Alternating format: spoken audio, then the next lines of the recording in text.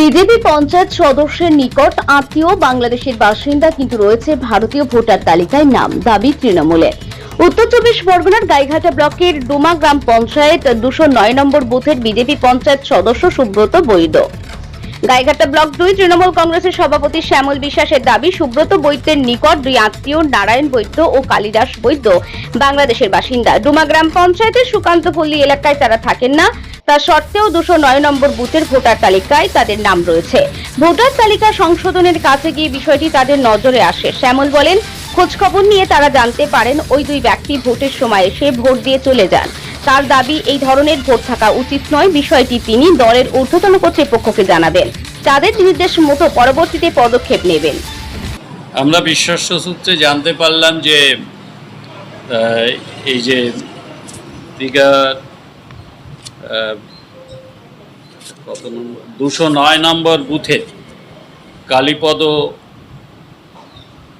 কালিদাস বৈদ্য আর নারায়ণ বৈদ্য, ওখানকার যিনি বিজেপির সদস্য আছেন তারই নিকট আত্মীয়। তারা অদ্যাবধি বাংলাদেশে থাকেন, কিন্তু আমাদের দেশে যে ওই বুথের যে ভোটার তালিকা তাতে তাদের নাম নথিভুক্ত আছে। আমাদের সর্বভারতীয় তৃণমূল কংগ্রেসের সভানেত্রী তথা বাংলার মানবিক মুখ্যমন্ত্রী তিনি চাইছেন, বা যে কোনো সুবুদ্ধি মানুষও চাইবেন, যে দেশের যারা প্রকৃত ভোটাধিকার পাওয়ার অধিকারী তারা ভোটাধিকার থাকুন এবং তারা তাদের ন্যায্য ভোটাধিকার প্রয়োগ করে এদেশের জনপ্রতিনিধি তারাই নির্বাচন করুন। কিন্তু যাদেরকে আমাদের এই স্থানীয় পরিভাষায় যেটাকে বলা হচ্ছে যে ভুতুড়ে ভোটার, যাদেরকে আমরা ওই বুথে কোনোদিন দেখি না অথচ ভোটের সময় এসে শুধু ভোট দিয়ে যাবেন, এটা কোনো অবস্থাতেই কাম্য নয়। আমরা শুধু তৃণমূল কংগ্রেস কেন, এটা যে কোনো সাধারণ মানুষও এটা চাইবেন না। আমরা তৃণমূল কংগ্রেস থেকে বিভিন্ন বুথে বুথে ইতিমধ্যে সমীক্ষার কাজ চলছে, এখনও সমীক্ষার কাজ পুরো সম্পন্ন হয়নি। তাতে বিচ্ছিন্নভাবে কয়েকটি তথ্য যেটা আমাদের কাছে এসেছে তার একটা ছোট্ট নমুনা আপনাদের কাছে আমরা এটা দেখালাম। আপনারা নিশ্চয়ই বিষয়টি আপনাদের মাধ্যমে একটা মানুষের মধ্যে একটা জনবার্তা দেওয়ার চেষ্টা। বিজেপির সদস্যের নাম সুব্রত বৈদ্য। এটা ডুমাগ্রাম। কারাই যে ভোটার লিস্টে লিপিবদ্ধ করেছেন, নির্বাচন কমিশন নিশ্চয়ই তার দায়বদ্ধতা অস্বীকার করতে পারে। আমরা পরবর্তীকালে আমাদের সমীক্ষার পর্ব চলছে আমাদের বিভিন্ন বুথে বুথে।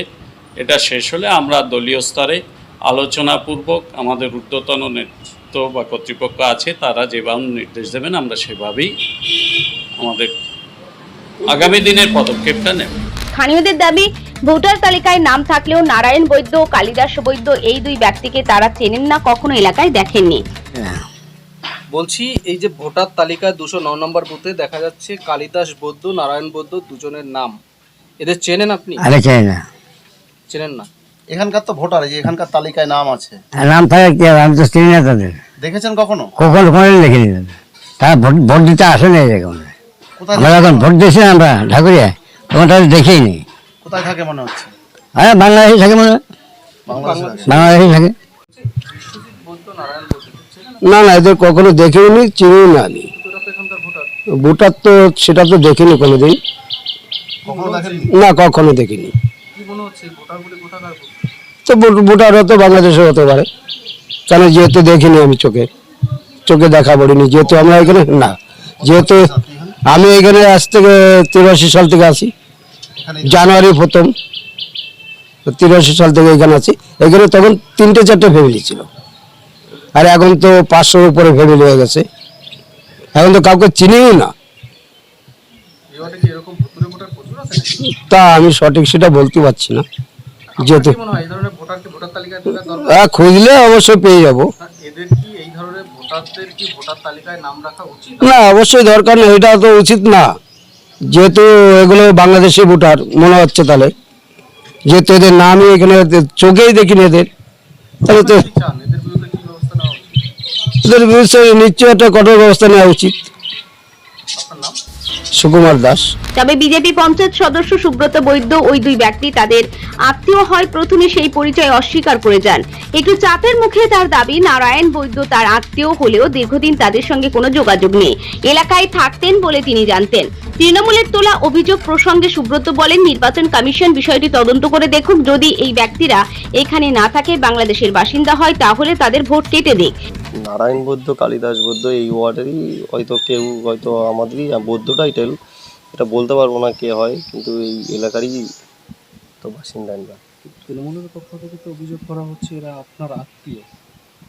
আত্মীয় বলতে দেখুন, আমারও টাইটেল হচ্ছে গিয়ে সুব্রত বৈদ্য, তো বৌদ্ধ টাইটেলই হয়তো কেউ, হয়তো বংশটা আমাদের অনেক বড়, তো এবার এরা কে হয় এটা আমি বংশেরই আপনার আত্মীয় না?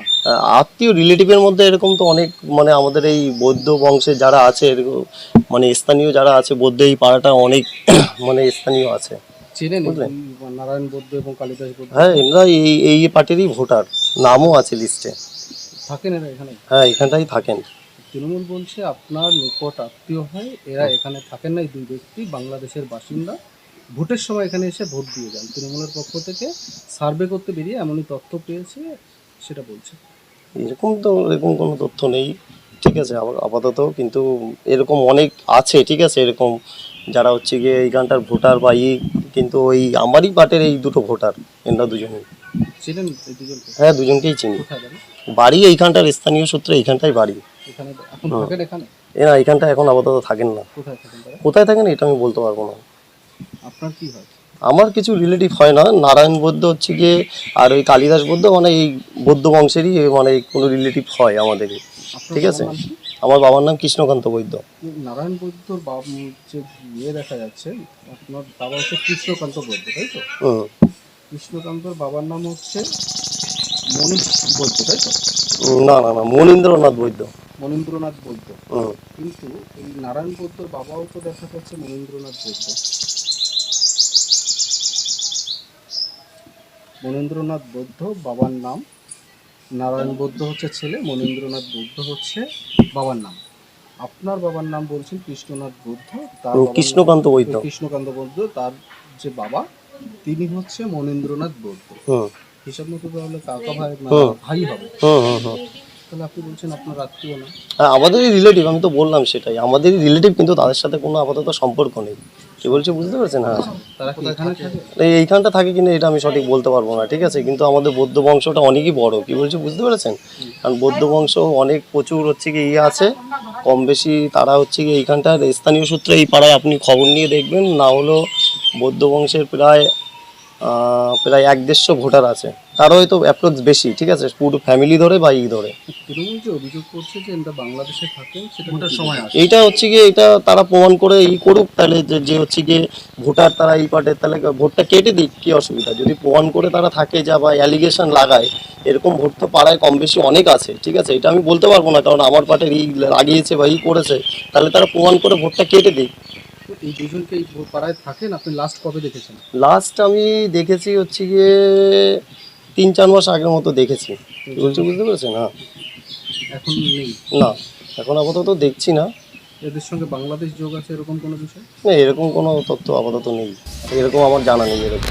এই প্রসঙ্গে বনগাঁ সাংগঠনিক জেলা বিজেপির সাধারণ সম্পাদক চন্দ্রকান্ত দাস বলেন, বাংলাদেশ থেকে যারা নিজের জীবন বাঁচাতে, ধর্ম বাঁচাতে এখানে চলে এসেছেন, ভোট করিয়েছেন, তাদের ভোট কাটা যাবে না। তৃণমূল এই এলাকায় দেখে দেখে সেই সমস্ত ব্যক্তিদের ভোট কাটছে, কিন্তু অবৈধ অনুপ্রবেশকারী জেহাদিদের নাম বাদ দিচ্ছে না। আমরা আগামী দিনে এর বিরুদ্ধে নির্বাচন কমিশনে যাব।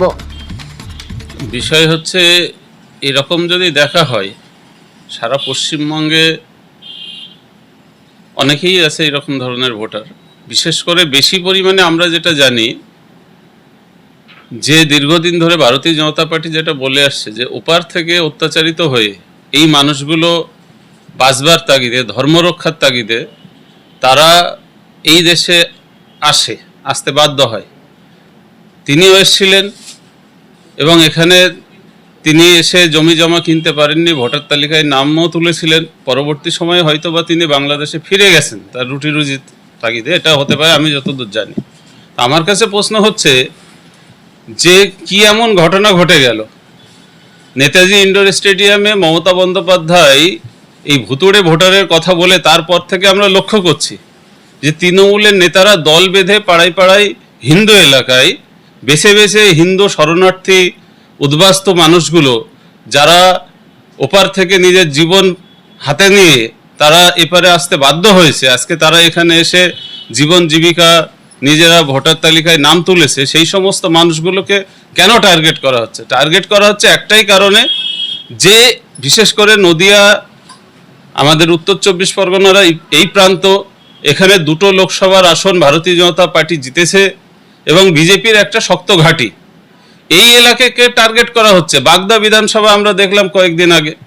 অথচ আপনি চলে যান দক্ষিণ 24 পরগনা থেকে শুরু করে কলকাতার বিভিন্ন এলাকা যেখানে রোহিঙ্গা কলোনি তৈরি হয়ে গেছে, সেইখানে যাচ্ছে না তারা।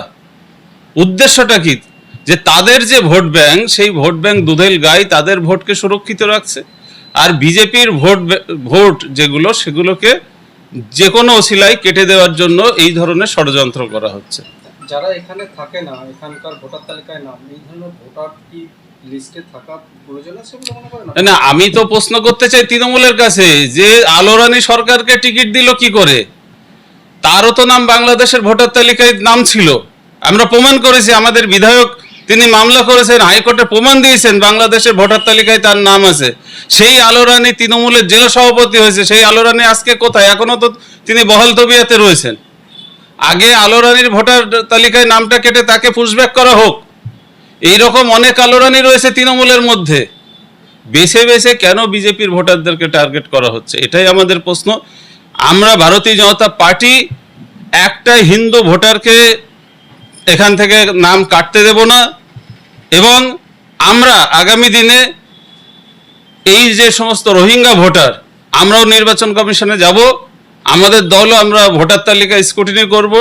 যে সমস্ত এলাকায় তারা কলোনি বানিয়েছে এবং তাদের এই দুধেল গাইদেরকে বেআইনি অনুপ্রবেশকারীদের ভোটার তালিকায় নাম তুলেছে, আমরা আগামী দিনে সেই সমস্ত অভিযোগের আগেও নির্বাচন কমিশনে দেয়া হয়েছে, আগামী দিনে আমরা নির্বাচন কমিশনের দপ্তর ঘেরাও করব। চন্দ্রকান্ত দাস, জেলা বিজেপি সাধারণ সম্পাদক।